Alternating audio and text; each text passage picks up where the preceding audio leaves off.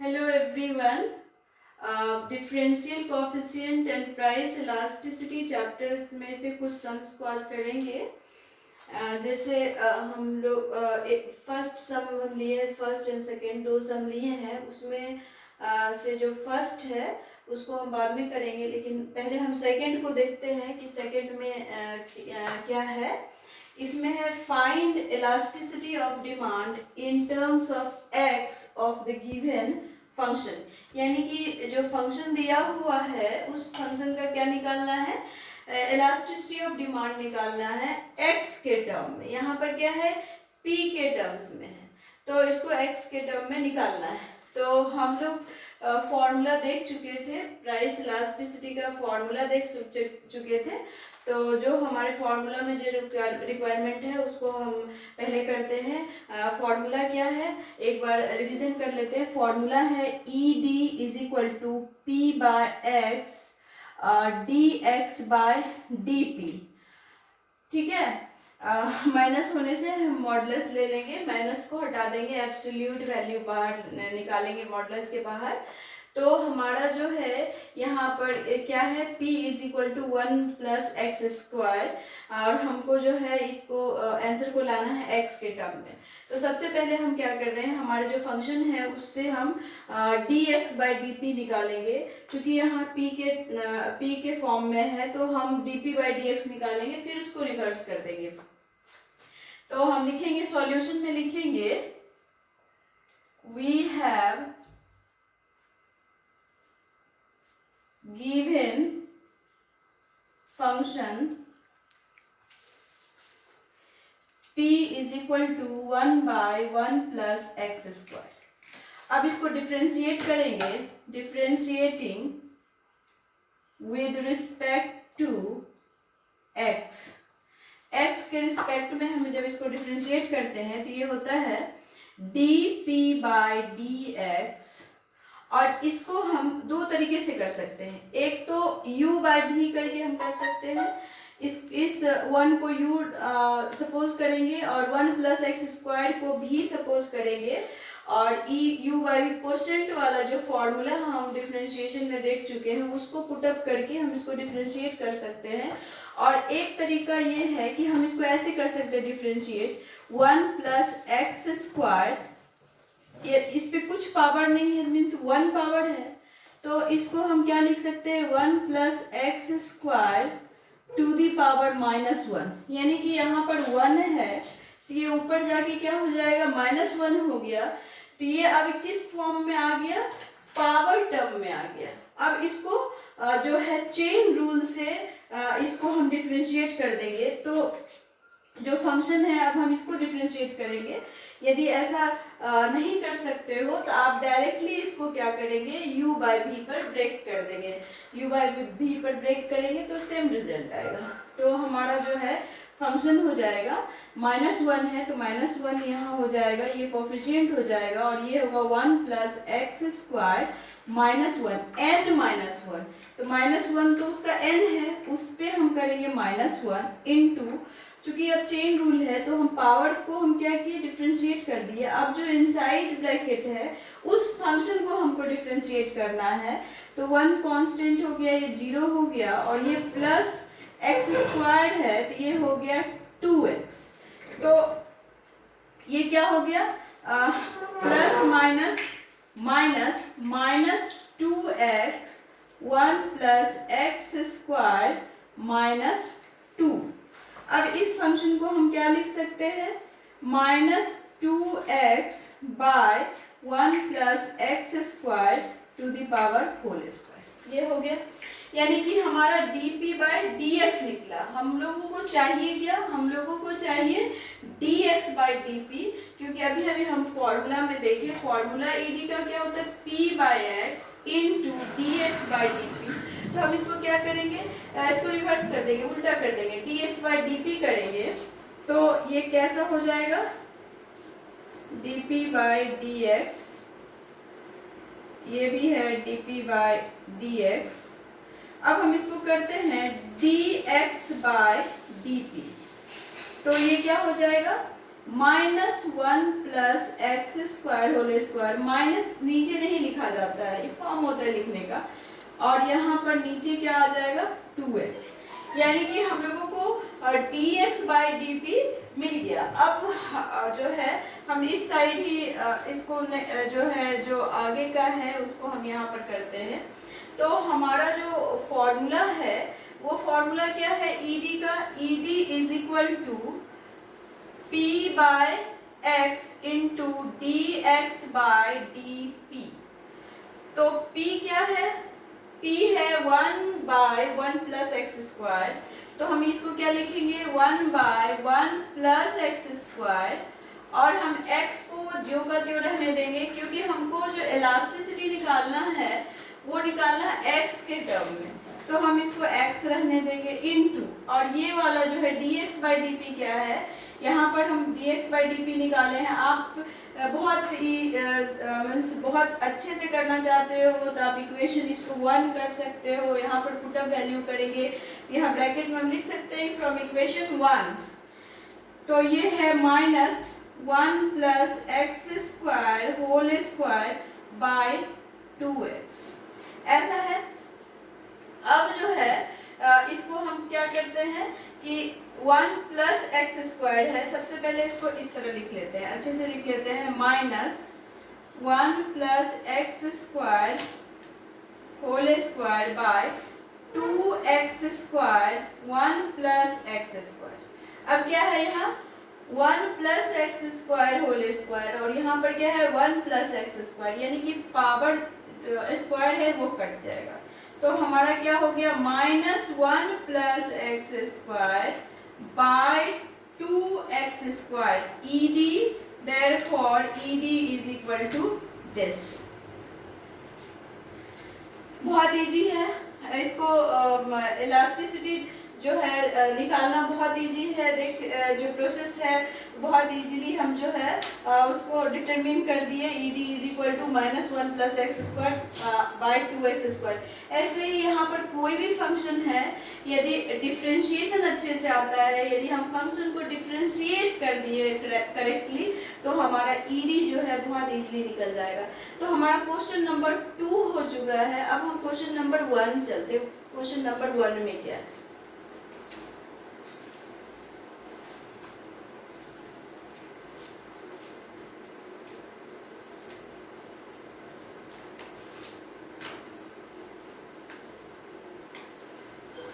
Question number 1 थोड़ा समझना होगा। इसमें क्या बोल रहा है, the demand function is this. हमारा डिमांड फंक्शन क्या है, x equal to 48 minus 3p square at point p is equal to 3। जब हमारा प्राइस 3 है तो डिमांड फंक्शन ये है, and x is equal to 21, यानी कह सकते हैं कि हमारा जो इनिशियल प्राइस है क्या है 3 है, और जब प्राइस हमारा 3 है कोई भी गुड्स है तो उसका हम डिमांड कितना कर रहे हैं 21 कर रहे हैं।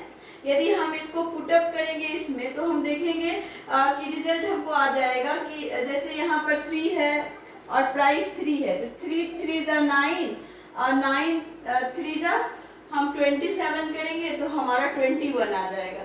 यहाँ तक समझ में आया। The demand function is x is equal to 48 minus 3p square at point p is equal to 3 and x is equal to 21। Very clear. If the price decreased by 4%, यानी कि जो प्राइस दिया हुआ है p इज इक्वल टू 3, वो उसमें क्या होता है 4% का डिक्रीज होता है, प्राइस घट जाता है 3%, यानी कि 100 में 3% घटता है तो हमको निकालना है कि 3 रुपया यदि है तो उसमें कितना घटा। उसके बाद क्या है 4% जब घट जाता है तो determine the relative increase in demand. हम लोगों को पता है कि लॉ ऑफ डिमांड क्या बताता है कि प्राइस यदि घटा तो डिमांड बढ़ेगा। तो यहाँ पर प्राइस 4% घट रहा है तो determine the relative increase in demand, यानी कि डिमांड में जो रिलेटिव चेंज आया, जो इंक्रीज किया डिमांड, पहला क्वेश्चन हुआ कि हमको वो निकालना है। उसके बाद है and hence an approximate to the elasticity of demand. जो हमारा डिमांड, जो बढ़ा हुआ डिमांड हम लेंगे और उस डिमांड पर, उस प्राइस और डिमांड पर हमको क्या करना पड़ेगा, इलास्टिसिटी ऑफ डिमांड निकालना पड़ेगा। उसके बाद उसको हमको कंपेयर करना है। कंपेयर क्या करना है, जबकि हमारा price P is equal to 3 है, यानी कि इस प्राइस पर भी हमको इलास्टिसिटी ऑफ डिमांड निकालना है, और जो प्राइस 4% डिक्रीज होने के बाद जो हमको न्यू प्राइस मिलेगा उस पे भी हमको निकालना है। तो सबसे पहले हम सॉल्यूशन में इस तरह के क्वेश्चन एग्जाम में आते हैं, बस डेटा चेंज होगा, लैंग्वेज सेम होगा। तो इसके लिए हम क्या करेंगे, सबसे पहले क्वेश्चन से डेटा अपना ले लेते हैं, सॉल्यूशन निकालते हैं। We have given demand function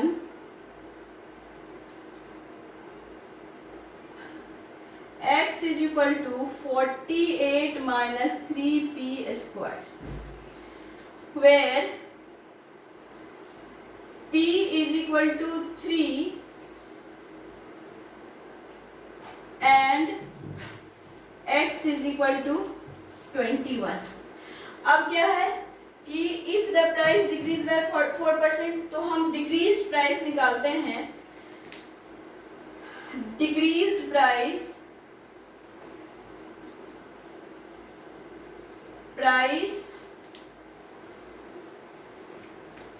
decreased by 4%, therefore change कर देते हैं, therefore decreased price, और उसको हम P1 से इंडिकेट कर देते हैं, इज इक्वल टू क्या हो जाएगा, हमारा P क्या है, 3 है, 3 माइनस 3 इंटू 4/100, यही होगा। डिक्रीज प्राइस जो होगा हमारा ये हो रहा है, ये हुआ 3 माइनस 3 4 12 by 100, और ये हो गया 3 माइनस 0.12 दैट इज 2.88, यानी कि प्राइस जो ₹3 था, जब 4% घटा तो अब प्राइस क्या हो गया, ₹2.88, हम बोल सकते हैं 88 पैसे, 2.88 हो गया हमारा प्राइस। अब जब प्राइस ₹3 था तो जो क्वांटिटी हम डिमांड कर रहे थे वो 21 था। जब प्राइस हमारा 2.88 हो गया तो हमारा डिमांड क्या होगा वो निकालेंगे। तो हम बोलेंगे चूंकि रिलेटिवली इंक्रीज डिमांड है तो हम लिखेंगे देयरफॉर इंक्रीज्ड डिमांड।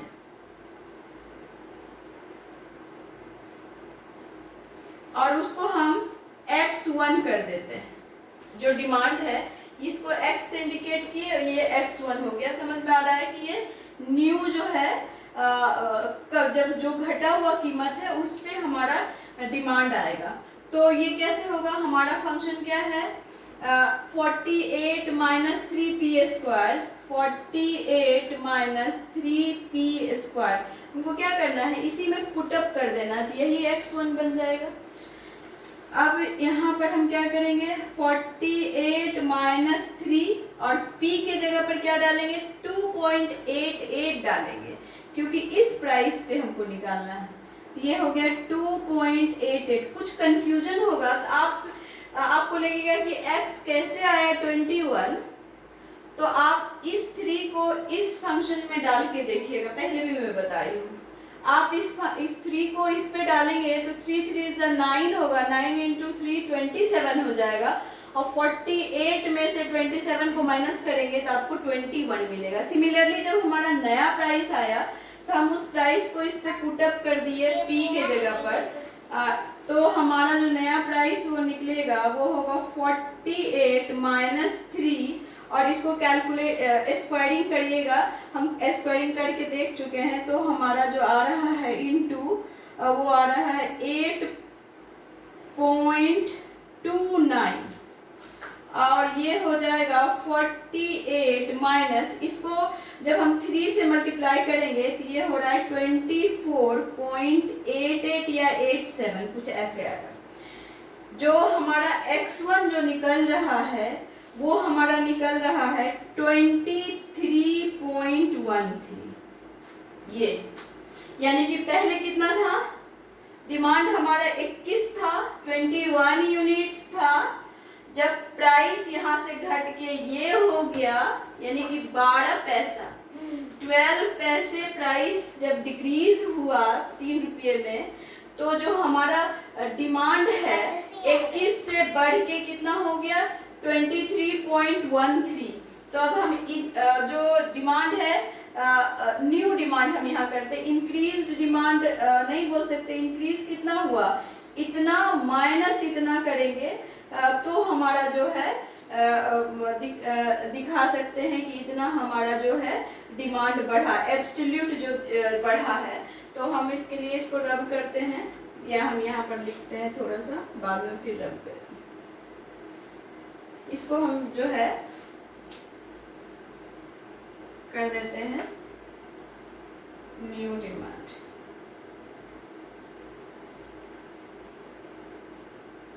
और यहाँ पर इंक्रीज्ड डिमांड,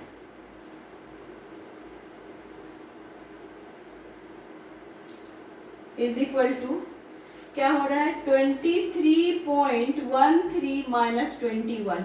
ये क्या हो रहा है, हम क्या कर रहे हैं x1 माइनस x कर रहे हैं। एक और हम स्टेप लिख सकते हैं x1 minus x, small x ही दे रहे हैं, x1 और x, तो हमारा निकल जाएगा 23.13 माइनस 21, तो क्या निकल गया 2.13।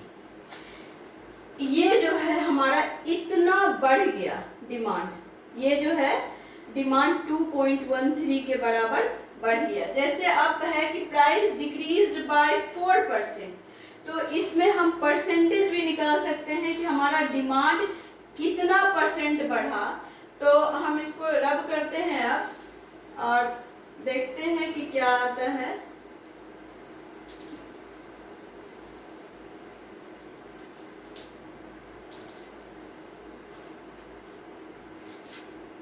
परसेंटेज चेंज या increase in demand, percentage increase in demand is equal to 2.13। अब इसको भी हम रब कर देते हैं, हमको डेटा चाहिए था सिर्फ 2.13 बाय 21। इनिशियल क्या था 21, परसेंटेज ऐसे ही निकालते हैं, जो delta x by x actually कर रहे हैं। x1 माइनस x क्या है, डेल्टा x है, परसेंटेज निकालना है तो हम क्या करेंगे delta x by x into 100, तो ये हमारा परसेंटेज निकल जाएगा। तो सेम चीज हम कर रहे हैं, यहाँ पर x है 21, डेल्टा x हमारा 2.13 आया इंटू 100 आया। जब हम इसको कैलकुलेट करेंगे तो कुछ अप्रोक्सीमेट 10.14% आएगा। अब कैलकुलेट करके देख लेना, ये यानी कि जब कीमत में 4% की कमी हुई तो मांग में 10.14% की वृद्धि हुई। अब जो है इलास्टिसिटी ऑफ डिमांड कैलकुलेट करना है। पहले हम क्या करेंगे, इस प्राइस पे जो हमारा इंक्रीज हुआ है डिक्रीज हुआ प्राइस, उस पे क्या करना है approximation to the elasticity of demand. तो हमारा क्या है फंक्शन, क्या है हमारा फंक्शन, गिवन फंक्शन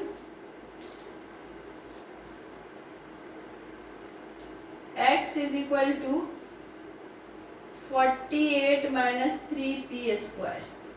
तो हम क्या करेंगे dx by dp निकाल लेते हैं, ये 0 हो जाएगा और ये क्या हो जाएगा -6p हो जाएगा। अब P का वैल्यू एक बार हम 3 डाल देंगे और एक बार हमारा क्या है, डेटा क्या आ रहा है, P is equal to 3, P1 is equal to 2.88, X is equal to 21 and X1 is equal to 23.13, ये डेटा। अब ये आ गया, तो ED हमको निकालना है, देयरफॉर ED इक्वल टू क्या हो गया, P by X into dx by dp।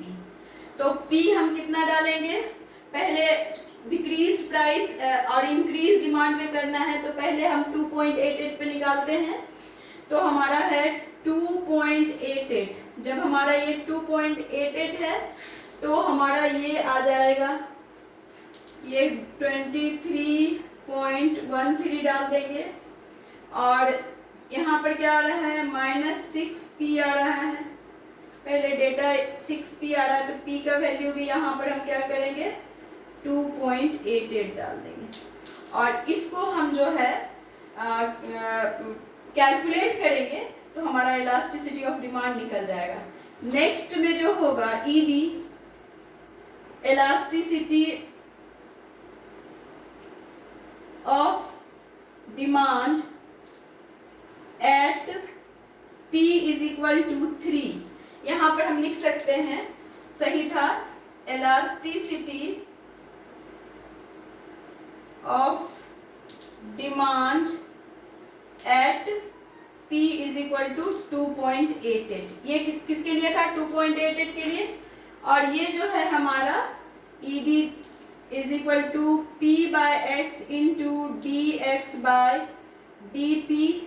P यहाँ पर 3 डालेंगे, X 21 डालेंगे क्योंकि इस 3 पर हमारा मांग 21 ही था, और dx बाय dp क्या है, -6, P का वैल्यू डाल देंगे 3। इसको कैलकुलेट कर लेंगे, फिर हम जब कैलकुलेट कर लेंगे फिर कंपेयर कर लेंगे कि यहाँ पर ED कितना आ रहा है और यहाँ पर ED कितना आ रहा है, और इजीली निकल जाएगा। This question is very important, ऑफनली asked in the examination. एक क्वेश्चन इसी चैप्टर का एक और क्वेश्चन है, उसको हम देखते हैं।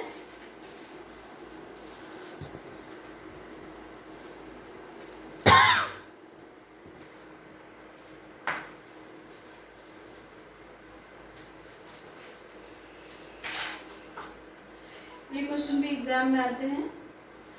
क्वेश्चन क्या है, prove that ED elasticity of demand is equal to AR by AR minus MR, where AR is average revenue and MR is the marginal revenue.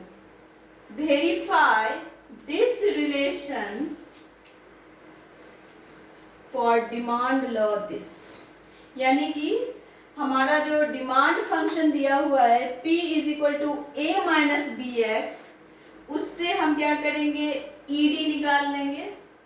तो लेफ्ट साइड में हम लोगों को ED मिल जाएगा, इलास्टिसिटी ऑफ डिमांड मिल जाएगा।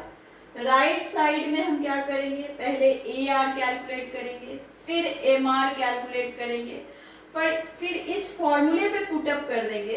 तो फिर हम देखेंगे कि लेफ्ट हैंड साइड और राइट हैंड साइड दोनों सिमिलर है क्या, बराबर है, तो हमारा जो है ये वेरीफाई हो जाएगा।